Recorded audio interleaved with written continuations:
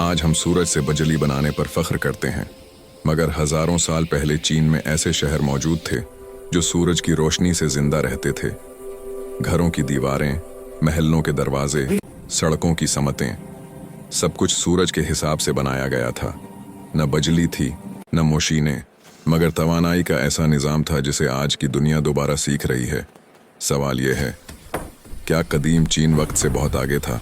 कदीम चीन में सूरज सिर्फ रोशनी का जरिया नहीं था, बल्कि ताकत, जिंदगी और तवाजुन की अलामत समझा जाता था।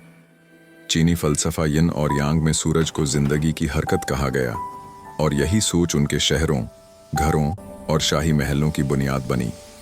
हजारों साल पहले जब दुनिया अंधेरे और सर्दी से लड़ रही थी, चीन में सूरज को इस्तेमाल करने का एक खामोश मगर मौसर निज़ाम मौजूद था। कदीम चीनी शहर इस तरह डिज़ाइन किए जाते थे कि सूरज की रोशनी ज़्यादा से ज़्यादा घरों में दाखिल हो सके।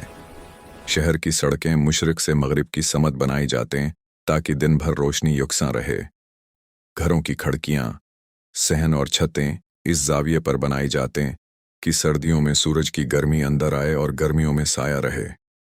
ये कुदरती शमसी तवानाई का वो उसूल था जिसे आज पैसिव सोलर डिज़ाइन कहा जाता है। शाही महल्लात में सूरज का इस्तेमाल और भी हैरान कुन था।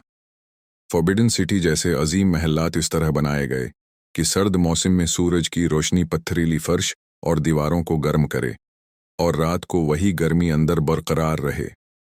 मोटी दीवारें और ख़ास किस्म की ईंटें हरारत को महफूज रखती थीं। ये ऐसा कुदरती हीटिंग सिस्टम था जो बग़ैर ईंधन के काम करता था। कदीम चीन में कुछ शहर ऐसे भी थे जिन्हें लोग आज शमसी शहर कहते हैं। यहाँ घरों की छतें ख़ास जाविये पर बनाई जाती थीं ताकि सूरज की रोशनी ज़्यादा देर तक पड़े। बाज़ इलाकों में सियाह पत्थरों और धातों का इस्तेमाल किया जाता था जो गर्मी जज्ब करके उसे आहिस्ता आहिस्ता छोड़ते थे। ये तरीका रात के वक्त घरों को गर्म रखने में मदद देता था। ज़राअत में भी सूरज को एक ताकतवर जरिया समझा जाता था। खेतों की तरतीब, पानी के रास्ते और फसलों के औकात सूरज की हरकत के मुताबिक तय किए जाते थे। कदीम चीनी किसान सूरज के साए से वक्त का अंदाज़ा लगाते, मौसमों की तब्दीली पहचानते और अपनी फसलों को कुदरत के साथ हम आहंग रखते थे। ये शमसी इल्म नस्ल दर नस्ल मुंतकिल होता रहा। कदीम चीन में कांसी और आईने भी सूरज की रोशनी को इस्तेमाल करने के लिए बनाए जाते थे।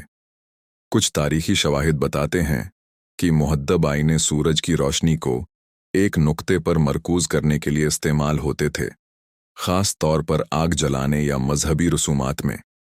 ये सादा मगर मुअस्सिर शमसी टेक्नोलॉजी की मिसाल थी। मजहबी और रूहानी मकामात में सूरज की हैसियत और भी बुलंद थी। मंदिरों के दरवाजे इस तरह रखे जाते थे कि मखसूस दिनों में सूरज की पहली किरण सीधी अंदर दाखिल हो। ये दिन ख़ास तहवारों या इबादत से जड़े होते थे। लोगों का मानना था कि सूरज की रोशनी पाकीज़गी और ताकत लाती है। आज की दुनिया जब जदीद सोलर पैनल्स और बैटरियों पर इन्हिसार कर रही है, कदीम चीन हमें ये याद दिलाता है कि कुदरत के साथ हम आहंग होकर जीना सबसे बड़ी टेक्नोलॉजी है। बग़ैर धुएं, बग़ैर शूर और बग़ैर नुकसान के सूरज को इस्तेमाल करना वो इल्म है जो इंसान ने एक बार सीखा, फिर भला दिया। कदीम चीन के शमसी शहर ये साबित करते हैं कि तरक्की सिर्फ मशीनों से नहीं आती, बल्कि समझ से आती है। सूरज हर रोज़ निकलता है, हर रोज़ रोशनी देता है और हर रोज़ तवानाई बांटता है। फ़र्क सिर्फ ये है कि कौन उसे समझता है और कौन नज़रअंदाज करता है।